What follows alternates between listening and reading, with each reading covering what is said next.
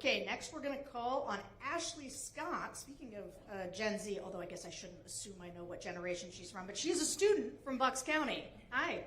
Hi, Vice President Harris and Congresswoman Cheney. My name is Ashley Scott. I'm from Bucks County, Pennsylvania, and I am Gen Z. I'm 22 years old. Nailed it. So thank you for that compliment.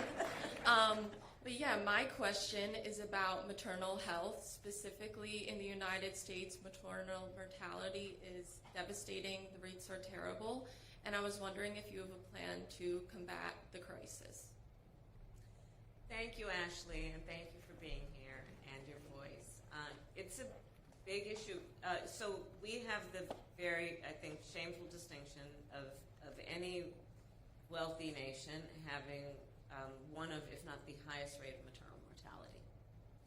And I've studied this issue. I worked on it when I was in the United States Senate and as vice president. And the fact is that 90% of them are preventable, which tells us we can do something about it, right? And it is an issue. So black women are 3 to 4 times more likely to die in connection with childbirth. Native women are like twice as likely. Rural women, 1.5 times likely. One of the common threads that you will see in those demographic populations is a lack of appropriate prenatal care, and then care during the term of their pregnancy, and then postpartum care. And we know that when that care is available, they're having a healthier and, by the way, happier experience. And the long-term impact to all of us as a society, much less to that family, is immense. And so the work that we've been doing and the work I intend to do going forward is to address that, right? So for example, in rural America, the way that the system has been structured, the healthcare system has been structured, is a lot of those hospitals and clinics have had to close because of the way we reimburse based on population size. And as people are leaving rural America, then the hospitals and the clinics can't afford the overhead. I'm oversimplifying, but just to make the point. So we need to address that in terms of how we're structuring, how we create incentives and give the resources to those healthcare facilities, be they clinics or hospitals. The other piece that we have to do is really just talk more about the issue around also how in the healthcare system we are treating women.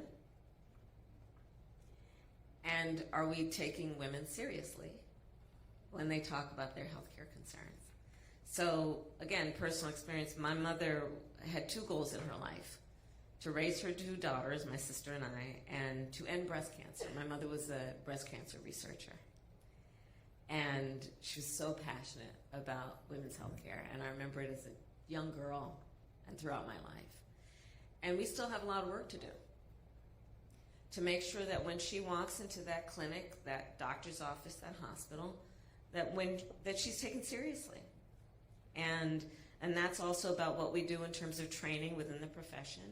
It's also about what we do in terms of public education to get information to women so that they know that they are not just complaining and they should not suppress or subordinate what their concerns might be about themselves because they're taking care of everybody else. So there's a lot of work to do, and of course there's a connection between this and what we need to do since the Dobbs decision came down. When we are looking at, I've met with a lot of, in particular OBGYNs, who are concerned that there are kids going through, young people going through their medical school who are now feeling deterred from engaging in reproductive health work. And reproductive health work is vast. It is not only about abortion. It is about a whole array of care. And we want to make sure that we're not creating disincentives for people to go into that very, very important profession. And then we also want to make sure that we are in the whole issue of reproductive care, not suggesting to women or the people who love them that they should be judged. Because there is that also when you're talking about reproductive care, where women sometimes are made to feel or do feel embarrassed to talk about their needs as it relates to their reproductive health. And then, of course, I feel very strongly the government should not be telling any woman what to do with her body.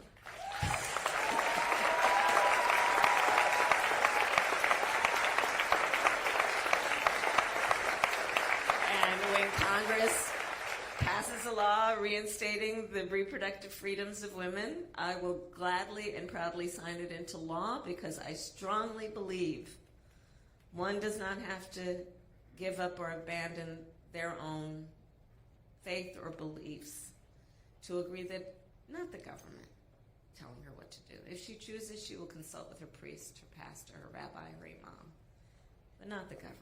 We've seen too much harm, real harm, happen to women and the people who love them around our country since that decision came down, including women who have died.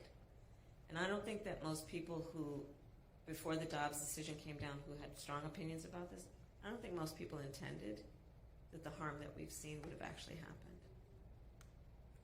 Can I add to this, because I think it's such an important point, and I think there are many of us around the country who have been pro-life, but who have watched what's going on in our states since the Dobbs decision, and have watched state legislatures put in place laws that are resulting in women not getting the care they need. And so I think this is not an issue that we're seeing break down across party lines, but I think we're seeing people come together to say what has happened to women when women are facing situations where they can't get the care they need, where in places like Texas, for example, the Attorney General is talking about suing to get access to women's medical records.